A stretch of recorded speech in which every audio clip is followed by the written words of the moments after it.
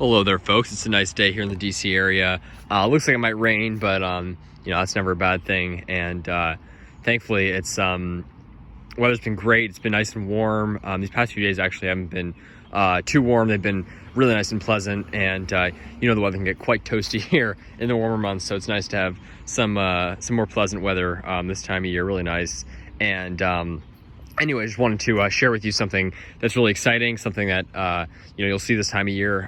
You know, spring is the season of new growth, of blooms, blossoms, and obviously all sorts of plants not only coming back from, you know, the dead, like being dormant or something, a lot of deciduous trees put out their leaves, but also there's a lot of plants, you know, that you know, make it through the winters here, but don't grow a lot. Like for example, the palms, you know, they don't really grow much, if at all, in winter here.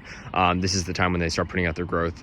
And prickly pear, cactus species, sort of shrivel up in winter. They the pads, I don't know if it's exactly dormancy, but they basically, to conserve energy and to you know, to sustain those crazy temperatures, they sort of shrivel up and flatten. So these pads sticking way up there, well, actually they'll lie along the ground and sort of look almost like they're dying a little bit in winter, but that's just the look of them, because they sort of shrivel up and then they plump back up this time of year. And this one I actually just got recently, this one here. And it's another eastern prickly pear pad, but there's a huge patch down the road. I saw this nice big pad, so I just took it home.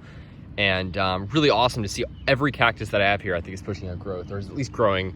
So you can see this one. This is my biggest eastern prickly pear. I planted this as one pad last season, pushed out these 3 pads last season after I planted it, and then now it's pushing out. Each pad has at least 2 pads, and it's pushing out one from the main trunk here. So it's just awesome, awesome to see, pushing out tons of new growth, and really cool to see all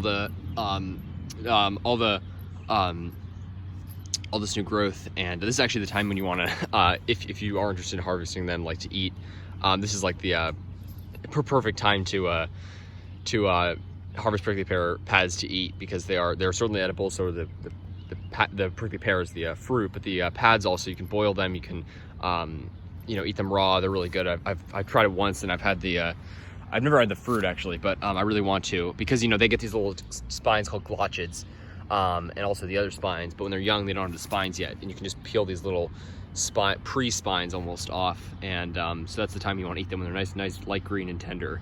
But I'm not eating any of mine just yet. I want to let them grow, and yeah, really awesome, because not only does this you know, debunk the notion that cacti can't grow here, but I mean, it's so ridiculous that it's cool that they're associated with these dry climates, obviously, as they should be, but they're also just do just as well in wet climates. And there's no, I mean, even like more than palms, in the sense that there's more species that grow here. So it's really cool to see. And yeah, I mean, we got so many species that thrive here, and you know, as a matter of fact, one that is native. So not only is it that prickly pear cacti and all sorts of cacti grow here, cholla, etc., but we have a native cactus species. So it's, you know, cacti are actually native, which is something not a lot of people realize.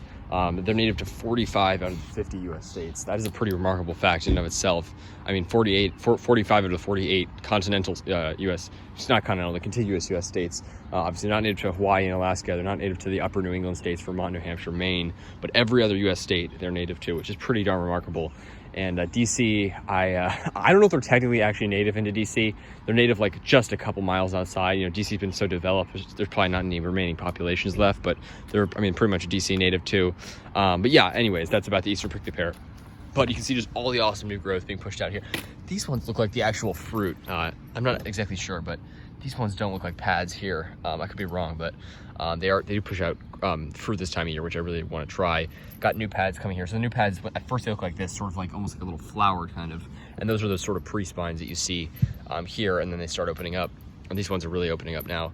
But yeah, it starts off like this. This one's actually pushing out new growth, which is awesome to see. This one, not yet. It's sort of the whole winter was like out of the ground. It kept getting knocked up by either animals or something, so I buried it a little deeper. This is a plains prickly pear. This is a brittle prickly pear, and hardiest cactus species in the world, but it kept getting knocked out of the ground because it wasn't planted deep enough. So planted it deeper, it looks great, and hopefully it'll push out some new growth. And then this one, my Opuntia elysiana, this is the spineless prickly pear, even though you can see it's got a few spines, but that's also pushing out new growth. Just in the past like week or so, started putting out these new pads, which is really awesome. When they open up, you know, this tiny little thing is gonna become a pad this size, which is pretty darn awesome. and just great to see.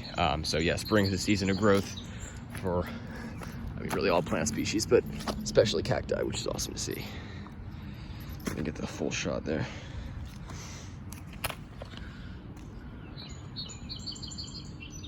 Super cool.